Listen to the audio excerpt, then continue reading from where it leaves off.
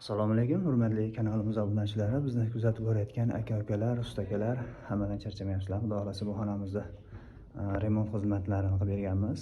Bu xonamiz eski holati emulsiya bo'lgan. Emulsiyasini ko'chirib, kislov shpakilovka tortib, chiroyli obuylar qilib berdik.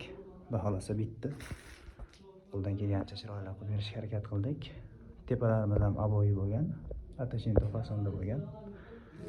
Devorlarimiz bu spalniy xonamizligi uchun shunaqangi dizaynda ob'y tanladik. Xudo xolasa chiroyli chiqdi. Bu yog'imizga divan tushadi. Bu yerga освещение svetlar qo'yib berganmiz. Oldin bo'lmagan.